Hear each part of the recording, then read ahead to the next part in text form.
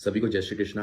मैं आपका अपना गगन यादव इस वीडियो के माध्यम से आप लोगों को जानकारी देना चाहूंगा कि बीते कुछ दिन पहले जो मथुरा में घटना हुई थी उसकी सत्यता क्या है। दरअसल उस दौरान हमारा जनसंपर्क यात्रा चल रही थी, जिस बीच घटना में सम्मिलित जो नौजवान थे वो हमारे पास आए और उन्होंने हमें जानकारी दी कि उनके गांव से दलित समाज की बेटियों की बारात गुजर रही थी, जहां पर अश्लील गाने बजाए जा रहे थे, गाली गलौज हो रही थी, शराब पीकर बाराती चल रहे थे, जिसकी वजह से थोड़ी हिंसा हो गई और बारात वापस लौट गई। जब हमें यह सूचना मिली तो हमने बिल्कुल भी नरम व्यक्तित्व उन नौजवानों के प्रति नहीं दिखाया और सीधा हमने अपनी टीम को कहा कि थाने में फोन करके इनकी गिरफ्तारी करवाइए, क्योंकि बहन बेटियों का, मां का जब मामला हमारे संज्ञान में आएगा तो हम जाति और धर्म नहीं देखेंगे। यह था हमारा मैच्योर डिसीजन जो हमने उस समय लिया और इसका हमने कहीं पर भी गुणगान नहीं करा, कहीं ढिंढोरे नहीं पीटे।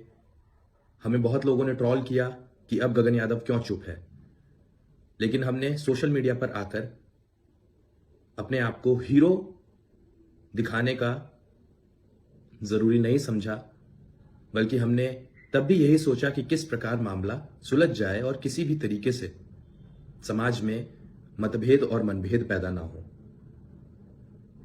उसी घटना के बाद पंचायत हो चुकी थी, तो पंचायत में फैसला लिया गया था जिसकी हमें बराबर सूचना मिल रही थी। पंचायत में फैसला लिया गया कि उन बच्चियों की शादी समाज करवाएगा। हमने ये जिम्मेदारी ली और हम ये जिम्मेदारी अभी भी ले रहे हैं। लेकिन भाई चंद्रशेखर रावण वहां पर पहुंचते हैं, अपना इन्वॉल्वमेंट वहां पर दिखाते हैं, जिसके बाद युवाओं में जोश आता है और भीम आर्मी के युवा हमारे समाज की बरसों से चलती आ रही मांग अहीर रेजिमेंट, जिसका बोर्ड उस गांव के बाहर लगा हुआ था, उस बोर्ड को तोड़ देते हैं। हमने कल ट्वीट किया और कहा कि अहीर रेजिमेंट की मांग हमारे मान सम्मान स्वाभिमान की मांग है और अहीर रेजिमेंट के बोर्ड को उखाड़कर फेंक देना कहीं ना कहीं हमको आहत पहुंचा रहा है।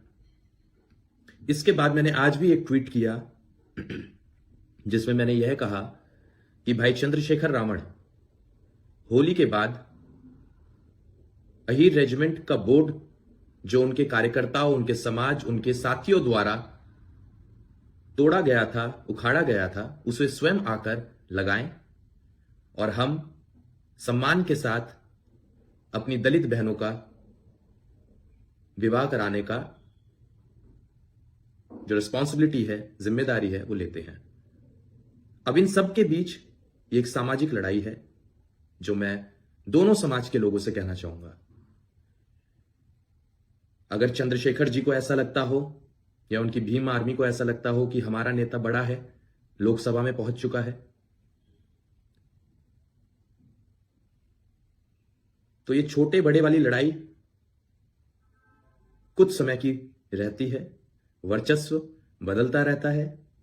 अगर हमारे नेता ने हमें मौका दिया होता तो 2024 में हम भी किसी ना किसी लोकसभा से सांसद बन चुके होते, लेकिन ये बातें हम यहां नहीं बोलेंगे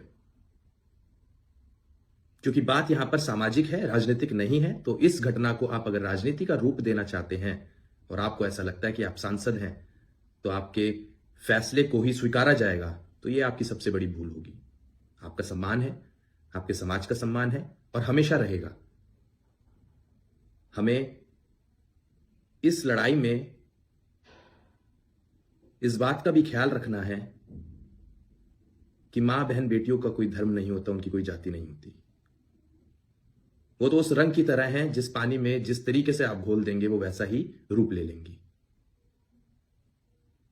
लेकिन राजनीति अगर आपको करनी है तो आप हमें बताइए, हम भी उस तरीके से अपना माइंड मेकअप करेंगे। और अगर आप चाहते हैं कि ये लड़ाई, सामाजिक लड़ाई और आपसी प्यार दोनों समाजों के बीच में बना रहे, तो हम लोगों को एक मैच्योर डिसीजन लेना पड़ेगा, एक मैच्योर फैसला अपने समाज के लोगों के बीच रखना पड़ेगा, जिससे कि आने वाले समय में हम लोग बटे नहीं और 27 में पीडीए को जोड़कर ऐसी सरकार बनाए जो हमारे नौजवानों को, महिलाओं को सम्मान देने का काम करे। लड़ाई बहुत बड़ी है। अगर हम आज इस दलदल में फंस जाएंगे तो इसका लाभ कोई और लेकर चले जाएगा और आप सिर्फ तालियां ही पीटते रह जाएंगे। तो तालियां खुद के लिए बजानी है तो थोड़ा विचार करें, तालियां दूसरों के लिए बजानी है तो जो आप कर रहे हैं वो आपकी समझ है, जो आपको सही लगे, उचित लगे, आप वो करें। मुझे जो कहना था मैंने कह दिया। होली के बाद अगर भाई चंद्रशेखर रावण अहीर रेजिमेंट के बोर्ड का अनावरण करने स्वयं मथुरा पहुंचते हैं तो हम भी उन बहनों की शादी जोर शोर से कराने के लिए तैयार हैं। और इस लड़ाई में एक प्यार, प्रेम हम लोग अन्य समाजों को भी, इस देश को भी मथुरा की भूमि से देने का काम करेंगे। Thank you so much. जय श्री कृष्णा।